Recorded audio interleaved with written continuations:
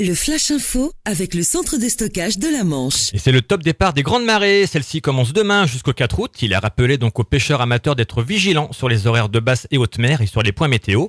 Plus de 10 000 pêcheurs à pied se rendent sur les plages du littoral bas normand lorsque les coefficients de marée sont élevés. Et il est également demandé de respecter la réglementation d'août 2014 qui consiste au maintien de certaines tailles de capture, du matériel utilisé, des différentes zones et des périodes de pêche. Bonne prise à tous quand même. Les poubelles fermées ont-elles un avenir à Cherbourg ? C'est l'éternelle question qui est posée à la CUC, qui déclare que certains accès à des immeubles et autres habitations ne sont pas pratiques pour recevoir des poubelles de ce type.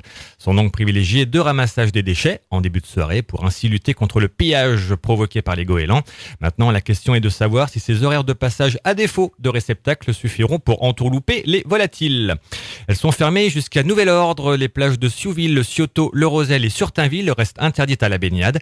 Les raisons de cette interdiction sont causées par la présence de méduses qui sont apparues le long de nos côtes cette semaine. Des zones de baignade ont été mises en place dans ces 4 plages et le maire de Siouville, Bertrand Bottin, se veut surpris par le grand nombre de ces petites méduses qui se sont échouées et appelle aux précautions et à la patience. La commune nouvelle, c'est pas pour tout de suite, c'est ce qu'a déclaré Henri Détray, président de la communauté de communes de Douves et d'Yvette, suite au désistement de la municipalité de Noinville qui a préféré ne pas donner suite à ce projet d'unification. Le président de la CCDD a ajouté que le temps était insuffisant pour mettre en place un nouveau projet avant la fin de l'année. Plusieurs réunions devant constituer la charte qui devait être présentée en septembre ont donc été annulées. Et la justice déménage. Les tribunaux d'instance et de grande instance de Caen ont dit adieu au palais Fontette, dans lequel ils officiaient depuis plus de 2 siècles.